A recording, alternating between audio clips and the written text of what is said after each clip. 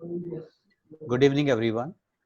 Welcome to the concluding webinar, that is the 8th webinar of CMCL FRI Alumni Club, which is we are trying to culminate most of the questions and queries you had in a panel discussion on medical education in COVID era challenges and experiences. We are going to look into these areas, some of the challenges and experiences at university level, institution levels, preclinical sciences, paraclinical sciences, medical sciences, surgical sciences, and faculty development programs. For that, we have 5 panelists with us.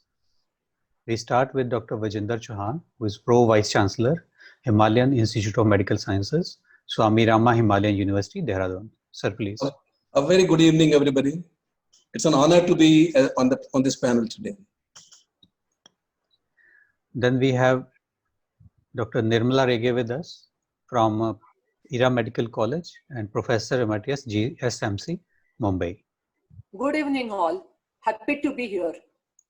Yeah. Then we have Dr. Lehal with us. He's Yes, from sir. Government Medical College, Chandigarh.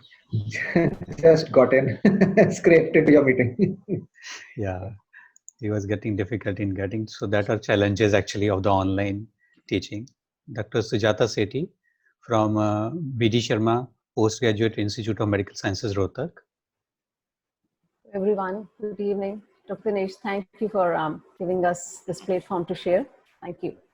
And then we have Dr. Somendra Sahu from Ophthalmology, MEU, also Center for Transformative Learning from Malaysia. Good evening, namaste all from Malaysia. It is always nice to be with CMCL Fiber platform. Thank you, Dr.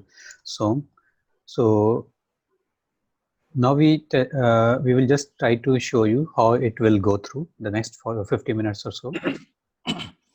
Okay, so what we will be doing is that every panelist will be speaking for about 8 to 10 minutes. After that, we will take 1 to 2 questions, and the participants are required to raise their hands, or you could even write your questions on the chat and I will keep track of that. We will address that to the panelist who will answer your questions, and be specific, be short and crisp so that we can discuss your questions a little more. So Dinesh, I think we can start with the first panelist. Yeah, that is the format which we'll be following. Now we are starting with Dr. Vijender Chauhan. Sir, please. Thank you. Very good evening. I would be sharing with you our experiences and challenges in this COVID era today. Friends, what seems to us as bitter trials are often blessings in disguise. And believe me, necessity is mother of invention. Had it not been for COVID, e-learning would not have come in this country with such a force for another 10 years. So therefore, friends, necessity is mother of invention. And this necessity has compelled us to come out of our shells and find alternatives to teaching and connecting with our students. This is how we started in my university. I think it came as a surprise to all of us because we were untrained. There was no planning in the system. And therefore, we thought we need to plan how we need to plan these sessions. So we need to have an infrastructure. Our faculty were not trained. We need to have SOPs for its execution. We need to have a monitoring system that how the departments are conducting their e-learning sessions. And we need to have a mechanism to obtain a feedback both from the teachers as well as from students so that we can improve upon. So with this planning, we moved ahead. So we created an academic structure for e-learning under my leadership as a Pro Vice Chancellor of the university. We have 5 constituent academic units. So I connected with all the deans. We appointed a nodal officer for each program. And under that nodal officer, there were coordinators for each professional year. Under them were the heads of the department, and finally, the faculty members. In the infrastructure, we procured institutional license because majority of the apps, they would not permit us to go more than 40 or 100 students. We had 150 batch in MBBS program. So we created several terminals for multimedia, totally dedicated to UG teaching, as well as for PG teaching programs, with the support of our IT departments. And those departments which had multimedia, they utilized their own. IT team were prepared to provide a backup. To provide a training to all our faculty members was impossible because time was short. There was a lockdown everywhere. So what we did, we appointed coordinators. And these coordinators were the members of our medical education unit and who had some experience in e-learning. We were 3 female fellows and several people who have done advanced course in medical education. For the execution purpose, we laid down broad SOPs as broad guidelines, keeping few things in mind. One, these sessions need to ensure that there is a creative engagement of the students. The process becomes enjoyable and not boring at all. And at the same time, we need to ensure that learning happens. For that, we created a very flexible system. People could use, the faculty could use the tool with which they are comfortable with. And we ensured that they mastered one tool at a time. The whole philosophy was they must start. I personally monitored the activity of each department. So to begin with, we obtained emails from the Dean office. But to my surprise, 50% were outdated. Students have changed them. So we updated through their mobiles and through their batchmates. Finally, we came to a solution that we need to generate institutional email IDs for every student in future. Timetables were planned through the coordinators, and the coordinators sat with the head of the department as well as with the faculty members and ensured that the learning objectives are prepared so that the competencies, core competencies, could be achieved. We also ensure that there's a commitment from the stakeholders, both students, teachers, and their parents. So for this, we prepared a common letter, was drafted and sent to all the parents and the students, highlighting what exactly this exercise is all about, how this e-learning process would take, because our students were also not used to e-learning at all.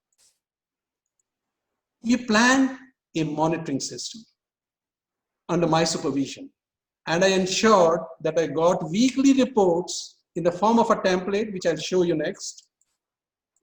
I also conducted separate departmental meeting on Zoom and had a one-to-one connection with each faculty member. And I ensured that how they conducted the e-learning sessions, whether they maintained their records, whether they have done assessments, and in case the feedback which they were getting for the students, what plans do we have for improving it further? This was a template which was used for reporting by each teacher. If you see in this template, roll number of students who did not participate, they have to mention. We went back, our coordinator connected with those students that why they are not participating. And if they had problems, those problems were resolved.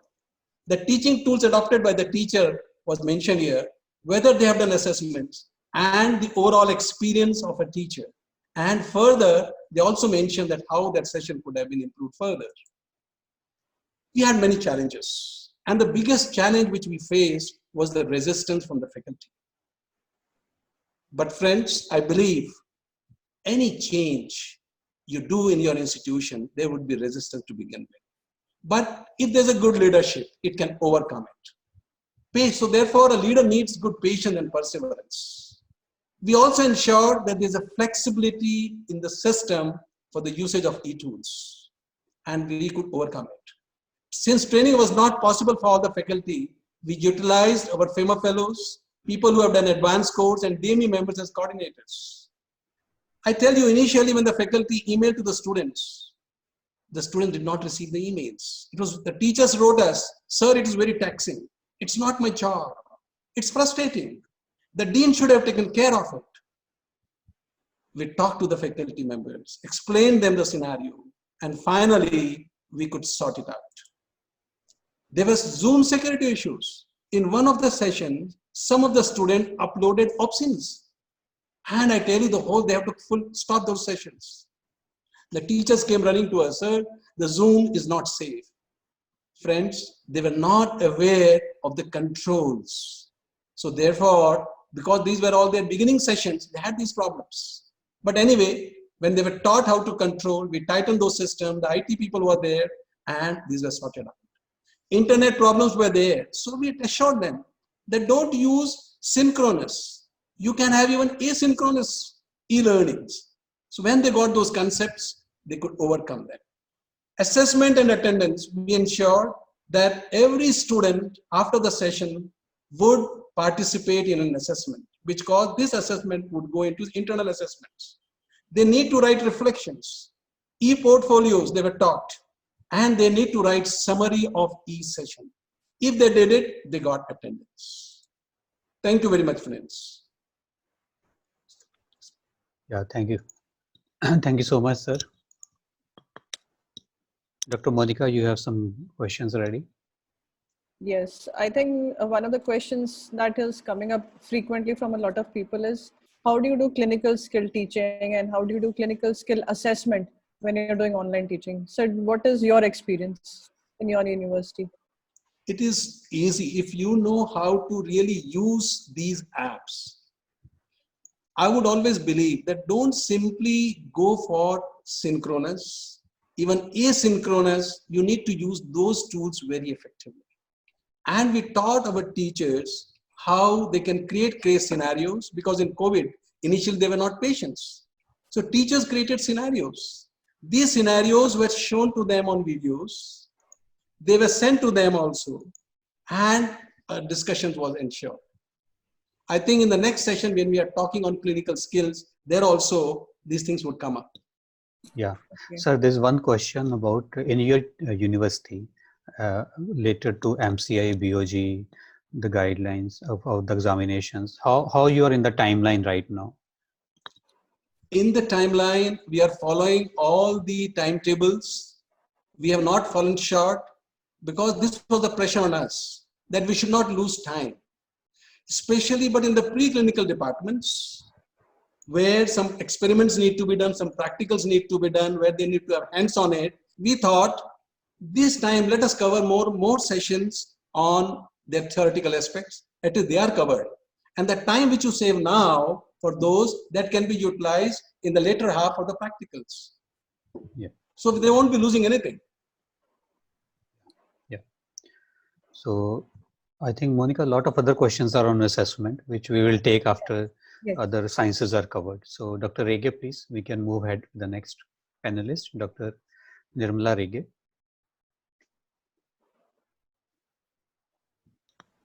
I shall be concentrating mainly on the pre and paraclinical subjects. COVID has really caught us unprepared, and taking any teaching learning session or assessment is like taking a plunge in the ice cold water.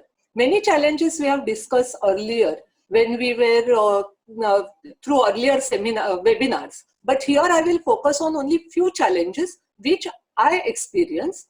And one of them is the preparation of teaching learning session and its delivery. We had webinars on how to use online teaching tools.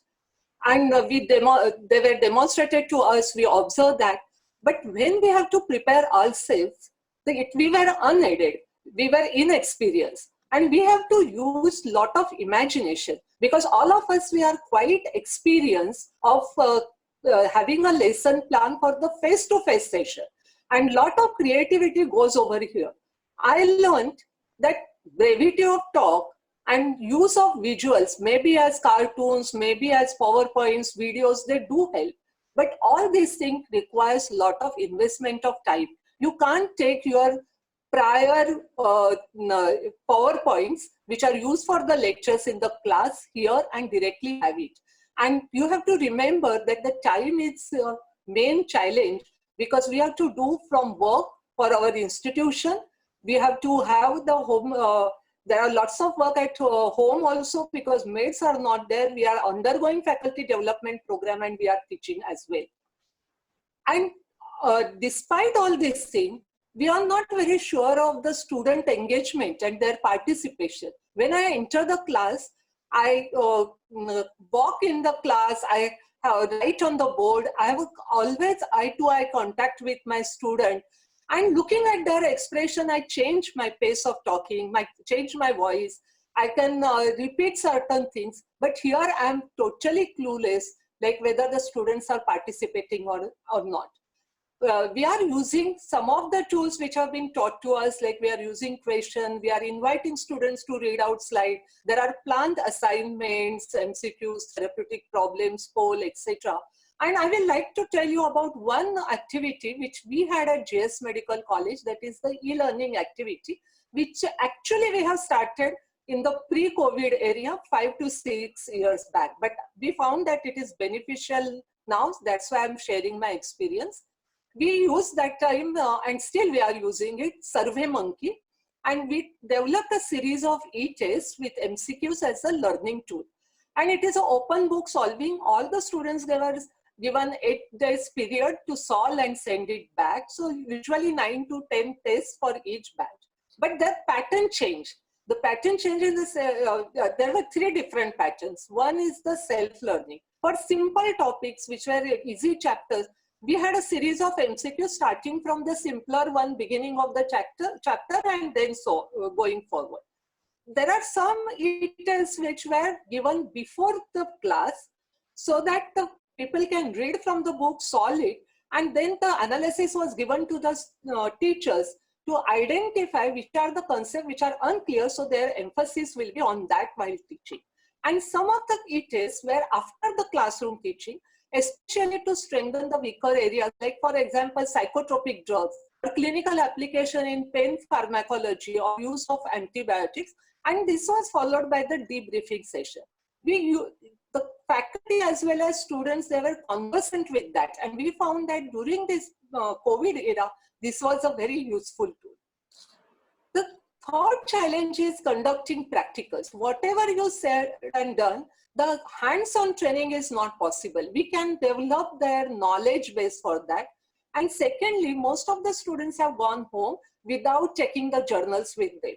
So when the practicals are being conducted, when I talk to others, it is mainly through the PowerPoint presentation. Sometimes the techniques have been demonstrated through videos. And here I would like to mention that at BJ Medical College, Dr. Chetna Desai, she is a head, she has developed some YouTube videos and they have been sent to the students, or as a link has been sent on WhatsApp.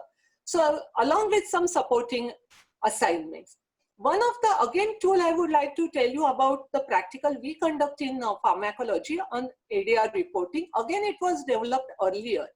And what we used to do that time is to give them a narrative and ask them to fill up the ADR form. Now, the form and the narrative is sent before the practical. And when the students come for the practical, we used to give them that form and the lacunae or mistakes were discussed, and there was some hand-holding with another narrative during the practical. And later on, 15 days and 3 months later, we used to say another narratives and another form. So it is like a model of deliberate practice and feedback. But this type of practical, though we use e-learning more that time, later on we started giving those forms directly in the classroom or in the practical class. This is now useful in this COVID era. And the bigger challenge for that is the assessment. Now I am working as a visiting faculty at IRAS Lucknow Medical College. And there, along with Vice Chancellor and my colleague, Dr. Sucheta Dandekar, and the team over there, we decided let's try for the assessment. But this assessment is mainly to encourage the students to learn. Because as I said, we are not very sure of the student participation. So this is like a motivation for them to go through whatever is taught during the online teaching session. And in addition, to gain some experience of planning and administering the online assessment. When we discuss with the faculty member, lots and lots questions came up, like whether it will be considered for internal assessment, what about copying, how we can believe in the integrity, what are the administrative strategies, what about timings, answer paper submission, because people may not be having, the student may not have paper at home and stationery shops are closed. Similarly, the students went home without books and journals, so what will be about the study material to be given to them? Practicals and viva, how we are going to conduct it. But as there were questions, they also stimulated thinking. There are some ideas. And today we conducted the first theory examination for the preclinical subject anatomy. We called it as a part completion test. I will not go into detail because I don't have it is not completed. But the lessons what I learned from that is that we have to have an assessment plan, but we have to look at the feasibility. We have to take into consideration all the principles, but the components, theory, practical, viva, all these things have their own place in assessment, and we have to see how we can do it. It should be convenient for the faculty and student, and you should have a support system. This support system could be the IT system, which is required because you are doing online assessment, but also the higher authorities, like Dr. Chauhan said, the Vice Chancellor of Ira University, Dr. Farzana Mahdi, she was always with us on the WhatsApp meetings, giving us guidance. And there should be flexibility, because some of the students have gone to the area, remote places, where there is no connectivity. In that case, what is to be done for them? How to rope in? That also has to think of. And one has to have a backup plan for that. So what I feel, this is not something which is foolproof, but where there is a will, there is a way. And as we have developed some of the things like e-learning or the ADR reporting in the pre-COVID era, and we are using it during this COVID period, whatever we will be developing over here, maybe it is beneficial after the COVID. And there, because every night has its day, so we should not shirk from the responsibility, and we have to keep on adding and innovating things and sharing with the others. Thank you. Yeah, so Dr. we- Megha has something she wanted to ask now. Dr. Megha? Yes, yes. Thank you, sir. Good evening, ma'am. It has been a very enlightening, experience listening to your talk. But I'm from community medicine for undergraduates. We are absolutely looking for some experience where someone may have conducted maybe field visits, or may have some thought of something regarding the field visits, and also for family study. Because in community medicines for MBBS students, these two are the things which is the direct link between the student and the subject. Theoretically, we are following the asynchronous mode, and for postgraduates, we can rely on Zoom and online teaching. But this aspect of undergraduate teaching is completely missing. So, is there any experience regarding the family study and field visits, ma'am? Sorry to say, but I don't have any experience. Yeah, What I I can think, the cases can be made, means they will not be able to visit personally, but Okay. whatever the scenario they can be seeing over there, some cases can be made, and then on online teaching, you can discuss with them and you can give them the narrative as we are giving for the Yeah. ADR. And In then, fact, I will add on to that. In one of our earlier webinars, we have told how to do that. One experience was shared by the panelists that the families are also on video call with the students actually. They are Okay. constantly in touch with that. They are following that. It's easier to do with the families online. Mhm. So in fact, that college is telling that their SPM postings in the community visit, they are going as normal.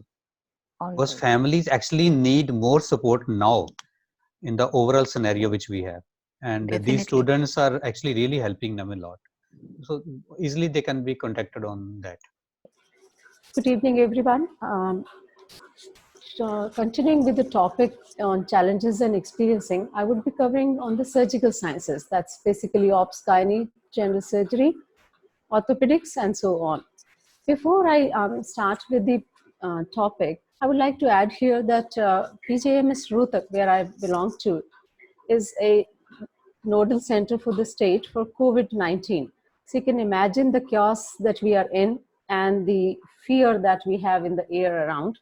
Now, coming to the topic, as we know that everything is under lockdown and there are no OPDs, no clinics, no OTs running. So it just seems that we got a lot of free time on our hands. But is it really true? This free time, actually, the organized one, which was, has turned into totally chaotic, unannounced, always emergency routine for us. Teachers and residents are on call 24 hours into 7. Routines are disrupted and the times are totally desperate. With this erratic time schedules, we have a lot of challenges to face. Like with these schedules, teaching is totally disorganized or it has become almost nil, especially for our undergraduates. Students are physically not present, especially the undergraduates. So there is no face-to-face or any personal communication with them. Theory classes, as we have been talking and all of us know in our institutes, from offline, they're gone to online. But it is the clinical teaching which is most affected at almost everywhere throughout the world. Now, let's concentrate on undergraduates first. As we know, physically they are not there, so there cannot be any clinics, OPDs, bedside teaching, and no theatre visits. In that case, no case history taking, no physical examination, so virtually there is total lack of hand-on experience for them. Now, some colleagues, very innovative ones, they found some solutions. I'm just going to give a few examples only. And similarly, others can be thought of. Like teachers or the clinicians, they have recorded their videos while they're working. YouTube links have been provided to the students. Online session for the identification of, say, theatre instruments, surgical instruments, recorded videos for incision lines and instruments to be used for a particular case of surgery. Similarly, in orthopedics, this is one of the colleagues who has done that live videos of POP cast and splint application and removal. So these are some of the solutions which they have creatively done online for undergraduate students. But still, these sessions do not allow much of interactive teaching with the students. And we continue to struggle with our ward leave exams, formative assessment, as well as for internal assessment. Okay.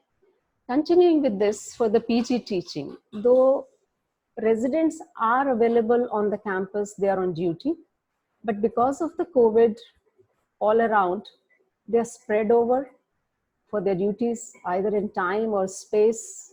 No one is around at one point of time. After their COVID duties, they enter into quarantine. So again, they are not available. Both teachers and learners, they've fallen prey to these hectic schedules. And I must emphasize that both teachers and learners, they're physically and mentally exhausted. So in this scenario, the pre-COVID methods, what we had for teaching and learning, they are not practical, they are not feasible now. So what do? Does it mean that we stop everything and just let it go the way it is? Again, for postgraduate teaching, some of the colleagues, they have been so innovative that they found some methods. Now from departmental teaching, for example, they moved on to unit-wise teaching. Of course, it is a little more for the teachers and learners also, I would say. Now, teaching revolves around the emergency cases only, either in the ward or in theatres. Post-emergency mornings, cases are picked up from the previous emergency night or the evenings and they are discussed. Similarly, pre-operative evenings, cases to be operated They are discussed. The procedure, what the patient has to undergo, they are discussed. And learning then happens on the table teaching. And the residents' feedback actually on this has been very positive, that they are learning better. Now, while I was doing this preparation for the session, I was reminded of this quote by Takazu, a Japanese scholar, that the art of life is a constant readjustment to our surroundings. And I personally believe that as human beings, we have a tremendous capacity to readjust. And that is what all of us are doing throughout the world. And our teachers now are trained, they are comfortable, and they are the forces there who are extending hands to the people who were not actually tech savvy, were not comfortable to start with. Another thing which helped us was that flexibility in terms of time, physical space, content to the topic, what is to be taught, what is to be covered now and then. Whatever is available was picked up and done there. Similarly, to start with, because of the anxiety and the pressure to finish off fast, it was just so fast that we could see that there was a lot of pressure. There was content overload for the students, especially for the undergraduates. But gradually, as the anxiety has gone down, we've become a little more comfortable with the teaching. Training has gone in. Now the pace has become friendly and caring for the students. There are colleagues who are spending a lot of time actually in the evenings for the extra classes and the feedback for the students.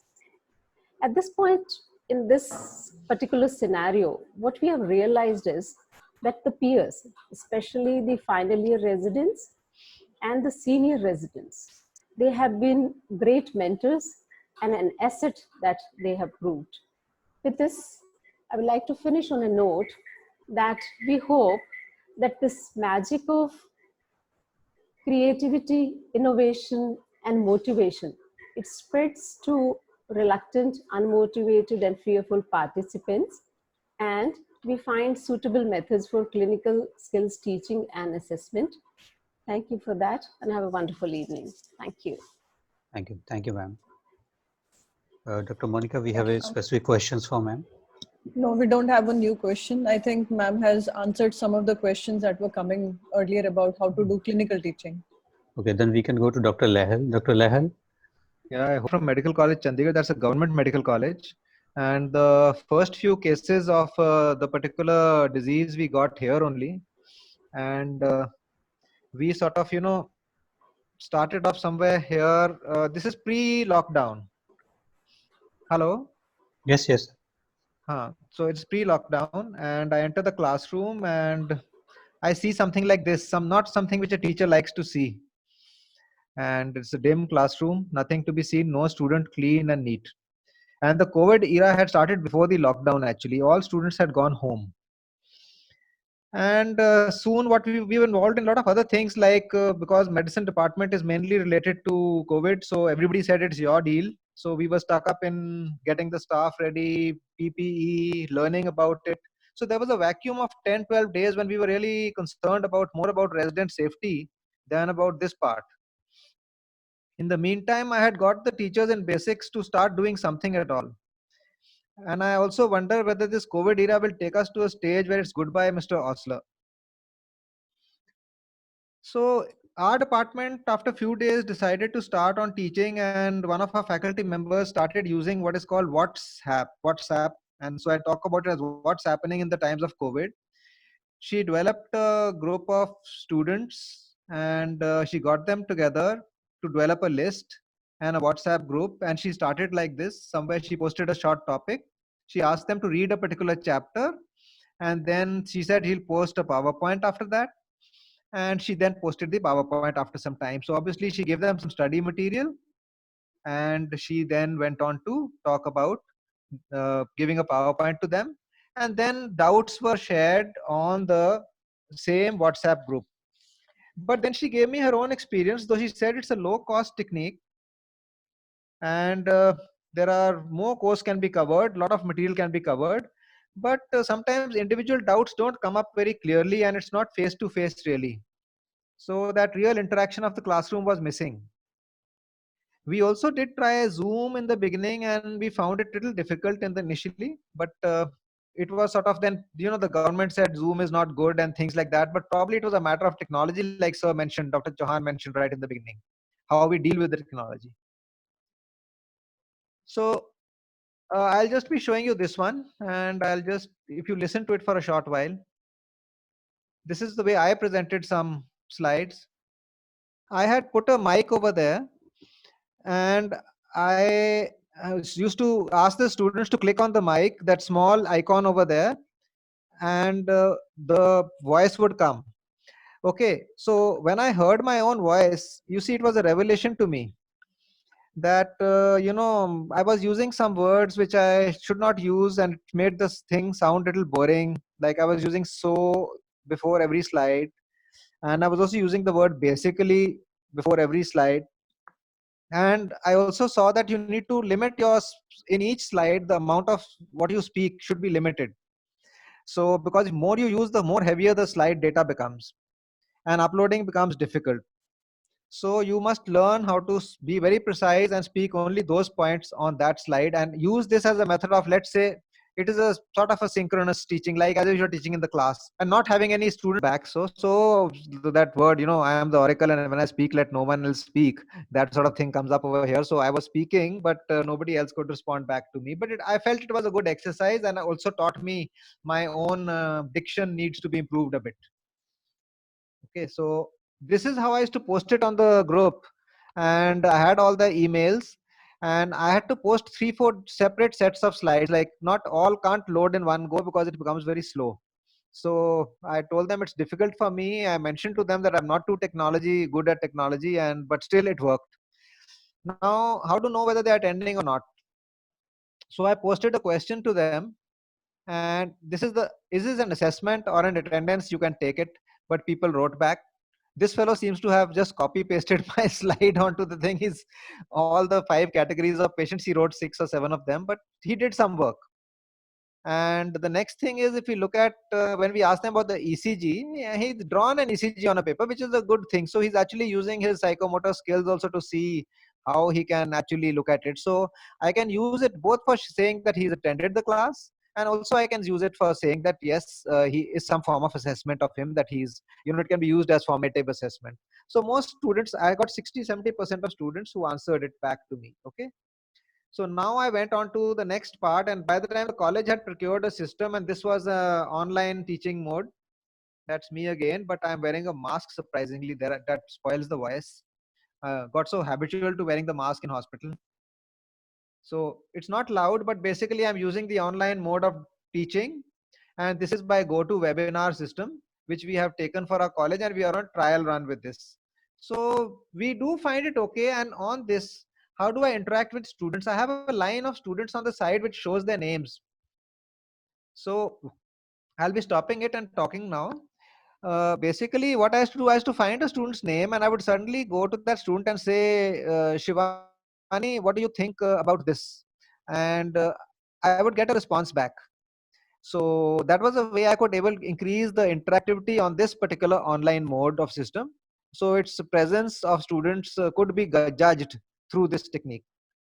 And then this is some way you can actually analyze. A lot of data analysis can be done. You see the number of registrants, the number of attendees, and there were 99 students who attended my class the last week, and I have one again tomorrow. So we will get some idea. We'll improve with time. We'll learn how to tackle the system. It of course does away with the clinical part, and as ma'am had mentioned earlier, the clinical part can be dealt with in some ways, and she's shown some ways of how to do it.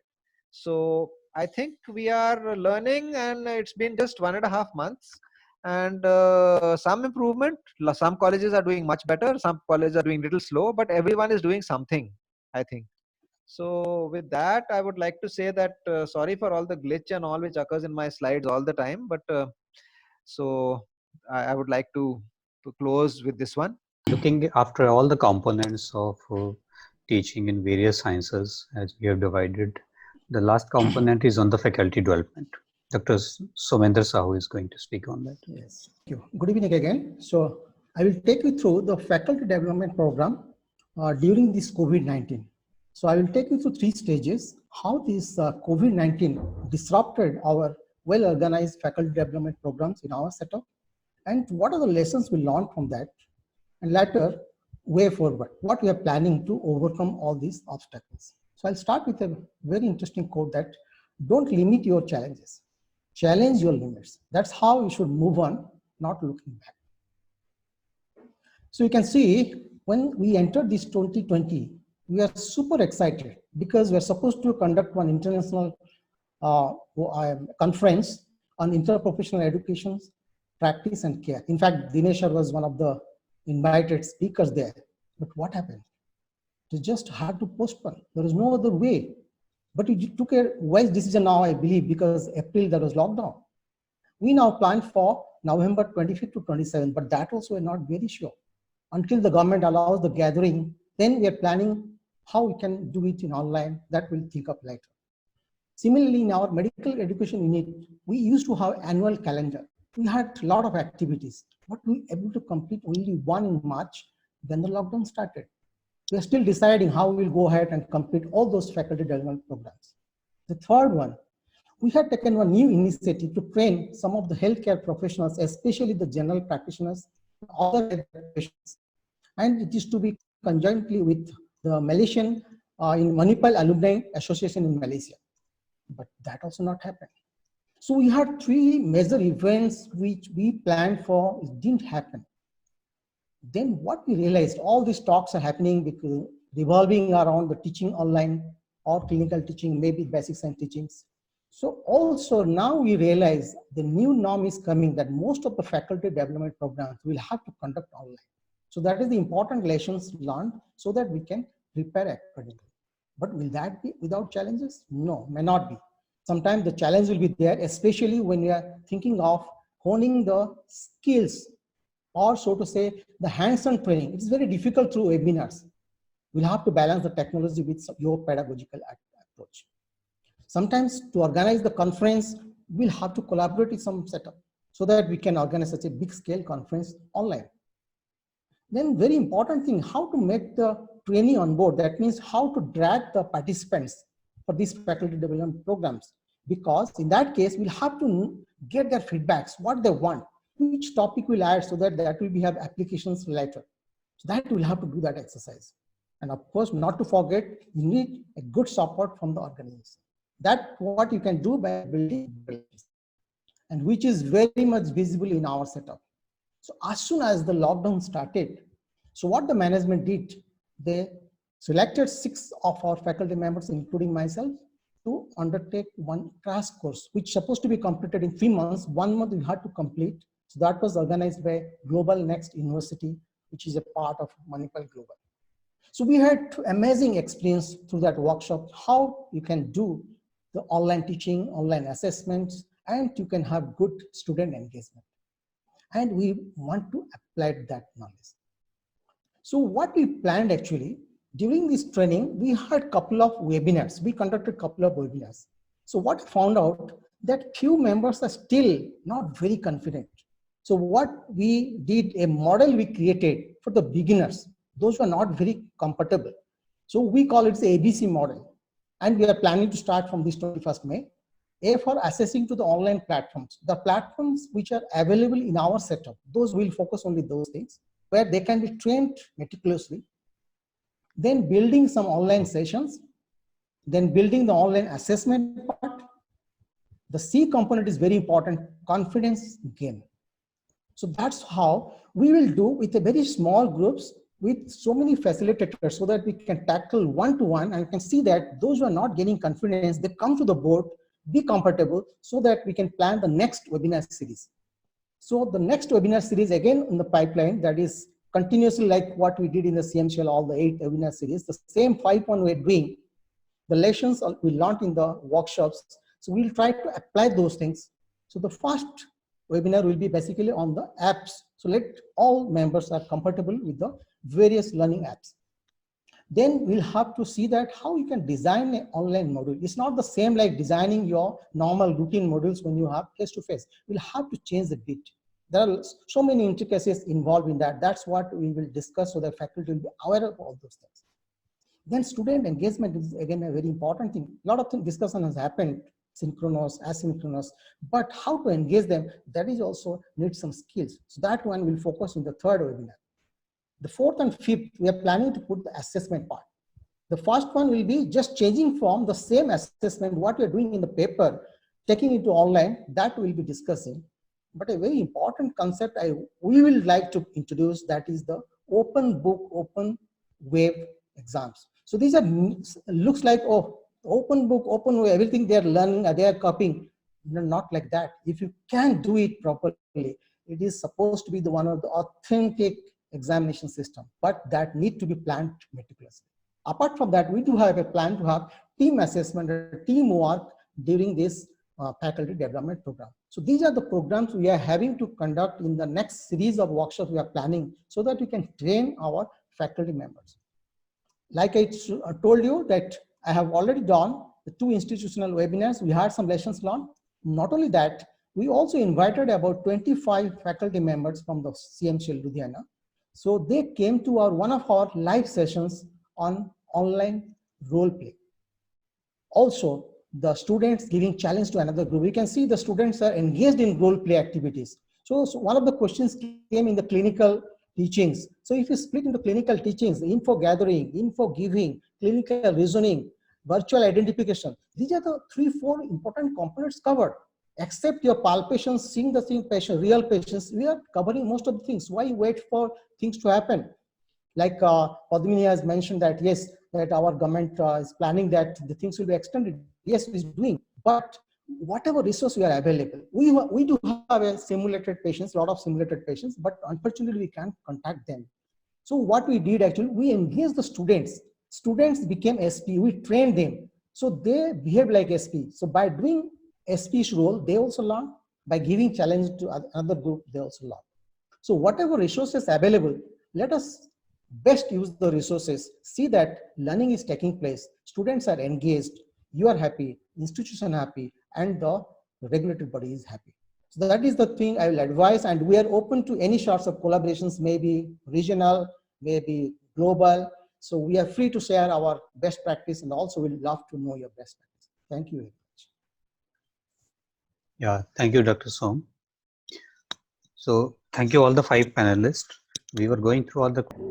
Dr. Mosmi we have one hand. Dr. Mosmi Nandi. Good evening, sir. Yeah, good evening. Can you tell us about the how the exams will be now this year? Which professional year, ma'am? First professional, which was supposed to be in September. September seems, ma'am, because already yesterday, some of the other courses, not the medical courses, they have declared the dates in July for the university examinations. So with following all the social distancing, everything. So we're looking at the September, it seems that should be okay by that time. Okay, sir. And the final MBBS exam, there's the third professional part 2 in West Bengal, which was supposed to be held in December, January. December held means that will come even after September.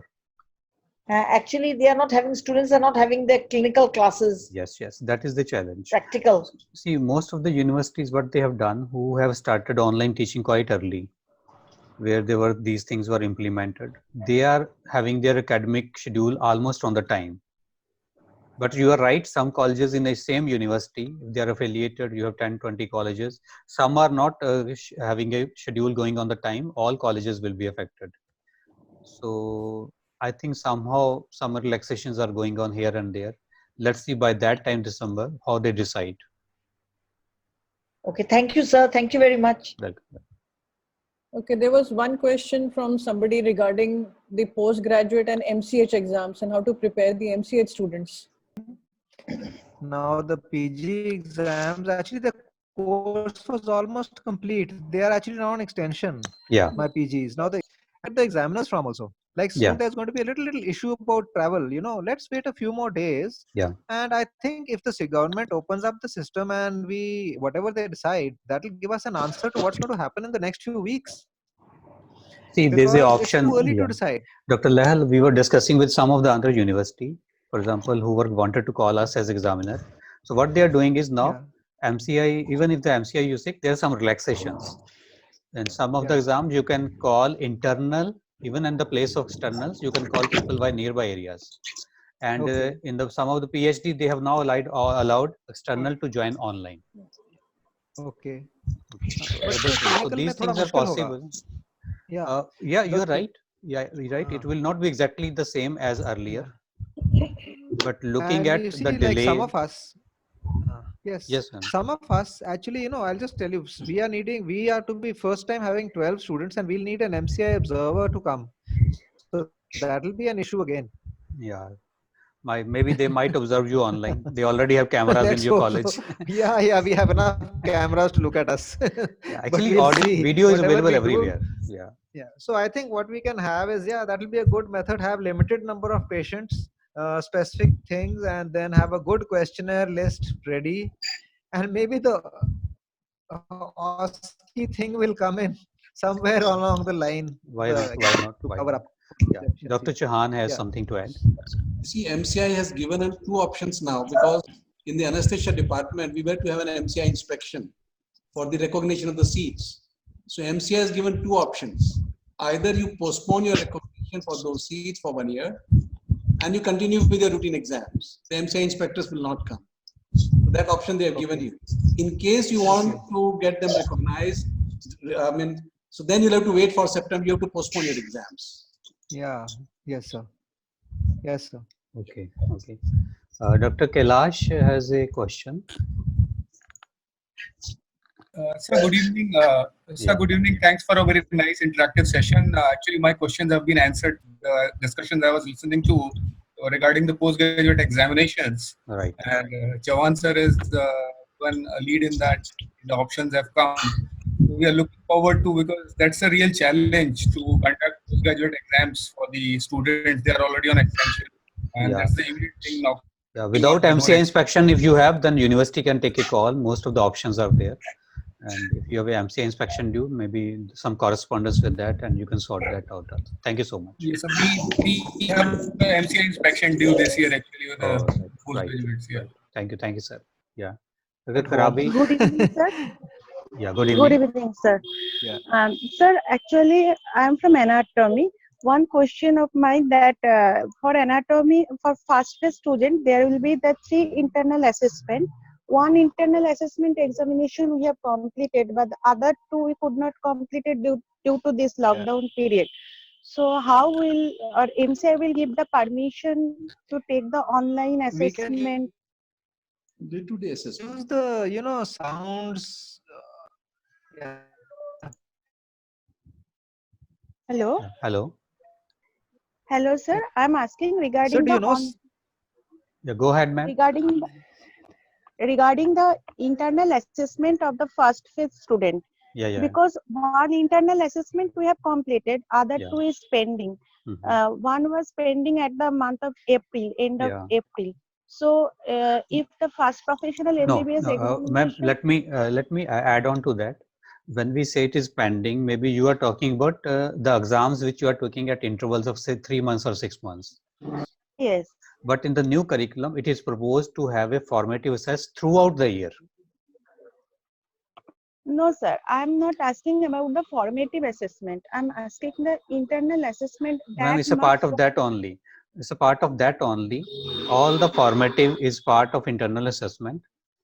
Okay. The exam which you are taking at interval, that is just one component of that.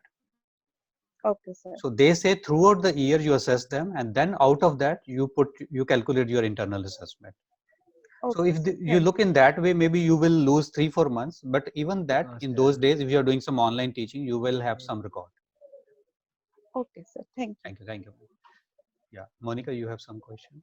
Yeah, there is a comment from Dr. Yogesh where he says that there are some universities who have asked to conduct the exams of final years but have not given any instructions about online lectures or assessment, and they have allowed promotion from first year to second year based on weightage of formative exams. So any comments on that? Like, I find that quite interesting. We used to do that in school, promoting students from one class to the other. Does it make sense to do that for medicine?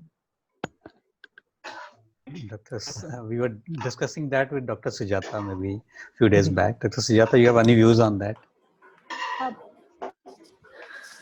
I think when we're talking of this promotion part, as you just said to Mosmi's question, we are doing the assessments throughout. Using that part and taking it forward again, that could be one of the options. Yeah. And I think we need to be a little flexible in our thinking and in our procedures and wait till the September comes.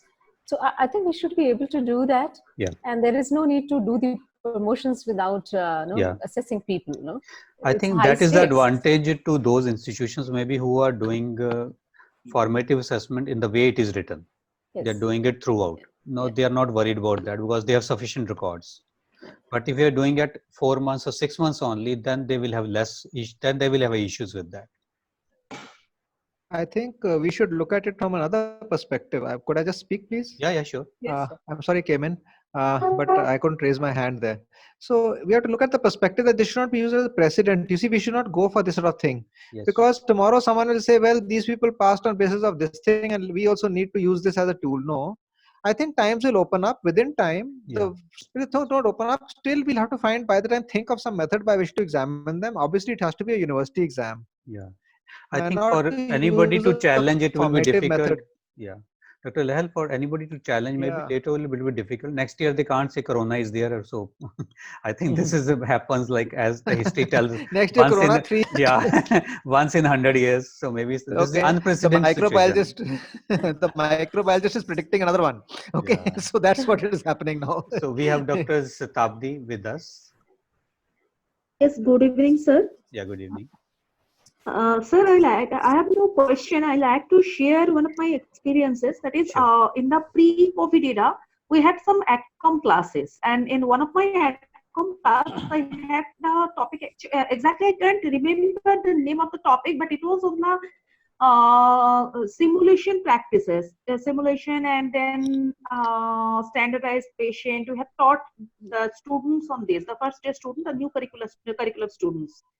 So, sir, we are now a bit trying that if they can, we can do that also in the clinical fields, because they have already been given some exposure, some knowledge on this. What is this? And another thing that I have also put in the comment, that is in the chat box also, that in our some qualitative research course training in the MJMS, we were taught with the participatory learning activities, and for that we had some videos. And I'm from community medicine department. I'm assistant professor in Kolkata. Sir, actually, for a few days I have used those videos for them so that they can have a look, have an exposure, because number of students are there who have never seen the villages. What are those things? How the people live there? So looking at these things, they can, those videos, they can have a exposure, have at least a bit knowledge, a bit look that how these things are happening. And moreover, sir, the thing what have one of the panelists, sir or ma'am, have mentioned that if we have the community with the live communication, that would be the best thing. But besides this, at this moment, going to community is not also being possible to us. So we are practicing this one in our institution. That's very right, very right, ma'am. Thank you. In fact, if you, the panelist would like to react to that. Yeah. We've been discussing with the national board actually, because their exams are also pending. So one is the online assessment part with the role plays, or selecting the cases which are COVID negative and maintaining all the precautions and all that. So that way we can think of doing this, and even the online exams for the externals coming in. And as Dr. L has already mentioned, that having good checklists and doing that. But I think it's quite far off September, and we should not lose hope. Yeah.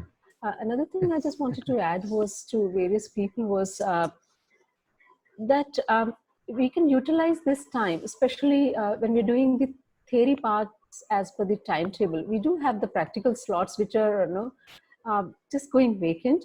We can utilize that part also, doing finishing off our theory part at a very slow pace. using that for kind of formative assessments in the evenings, doing feedback, extra classes and all that. So that by the time the students come back to us, at least the theory part is over. And we have ample time to give them, dedicate the time to the practical part which they are lacking, as well as for the formative assessment. Even if it could not be done for some students who have internet and connectivity problems. So I think we need to be flexible on that part, and I think it should be okay by September. Yeah, yeah. In fact, Yes, sir. what I Can I- saw, yeah, sir, please go ahead. Yeah, adding to what ma'am is saying, actually one of my colleagues, she finished a lot of her theory course during this time. So, she said, I almost finished what I was doing in 3 months in this 1.5 months. So actually the theory time is going to become, we should use this, ma'am is right. Use the time to complete your theory and get onto the practical, maybe 2 practicals a day, and we'll be able to, once they open up, we'll get enough practical time for them. Yeah, that's a good And suggestion. could be we could try to push the theory faster in this Yeah. period rather than slow it down and say ek hi class lenge hafte mein kind of thing. And if you look at Dr. Satabdi's example, she has introduced something which they were not doing in the pre-COVID era. Something new for the student, and they might continue with that in the post-COVID era. See, remember, these challenges are giving you a lot of opportunities. So experiment with that, adjust your schedule accordingly, use your resources accordingly. Now you have more online resources. Later on, you will have more offline resources. So something like that, balance it. Yeah, that's right. And even the clinical part, we can show them, clinical scenarios, not scenarios, just the diagrams and pictures and things like that, and just fill it up with that. So they get an idea about them. Yeah. So I'm getting a lot of questions on Dr. Lahel, that voiceover, the voiceover which we used. So yes, that is a very good method actually. It is not always, for example, today we had that issue. This is exactly the challenge people feel in the online teaching. You are ready, students are ready, you have some internet issue, you are not able to share the screen. Yes, so those are issues which are there, and have a plan B ready. So we actually thought about this might happen. So we kept plan B ready. So I had his presentation with me.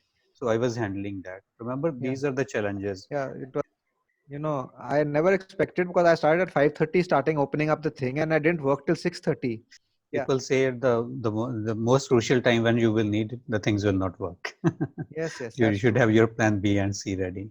And I was just looking at other questions which have come us to us.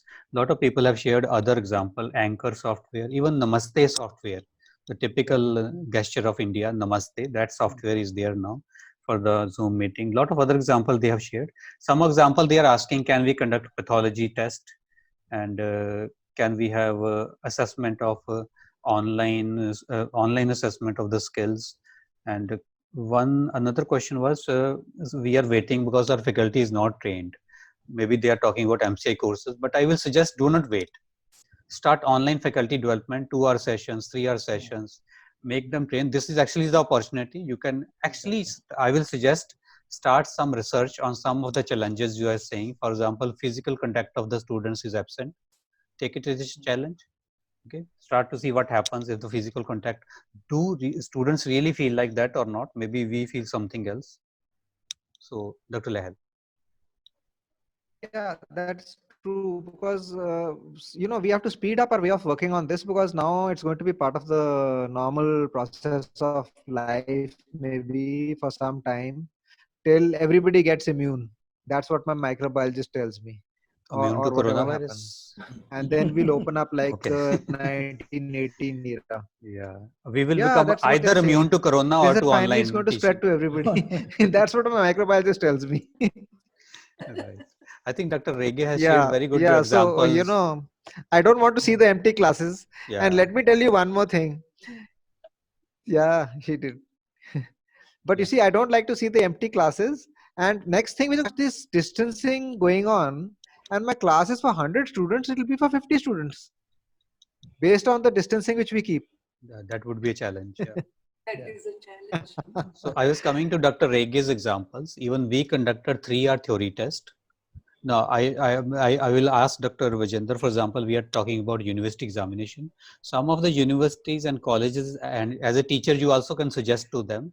Suppose we were just looking at the logistics. If we have to conduct university examination, see, in the physical examination for 50 student or 100, we have so many invigilators. Now you point invigilator, one screen can have 10 to 20 actually videos. You tell the students, we are doing that, to have the videos on for 3 hours, sit down with your sheets, test is sent on the WhatsApp, they open in front of you, you can see that.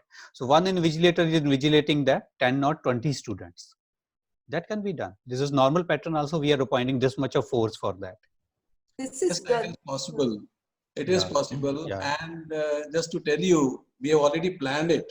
Yeah, yeah. We have already planned it. Great, great. And I tell you, we are going to conduct our PG exams. The theory examinations have already been done, because in theory, all the PGs are staying in the campus. Right. And they are small in number. Say one department may have 4, another may 10. So we conduct their PG exams spread throughout the whole institution, not in one room. And we did it. So the same thing holds true for the practical examinations. Yeah. So you see, we need to be innovative as teachers. And I tell you, we should not be bogged down by the scenarios that suppose this continues for, say, another 6 months. Yes. Should our students suffer? Yeah. I think we as administrators need to see from the student angle too. Yeah. They should not suffer at all, at any cost. And we need to ensure that we make the systems transparent, and they are possible. Very right. If we have to do in small groups, let us do. The teachers may have to do a little bit more hard work. We need to be prepared. In today's I'll give you one example. You see, recently AIMS, what AIMS have started doing for conducting their university examinations for the undergraduates, they have started going for virtual examinations now. They could do it because they are autonomous bodies. Yeah.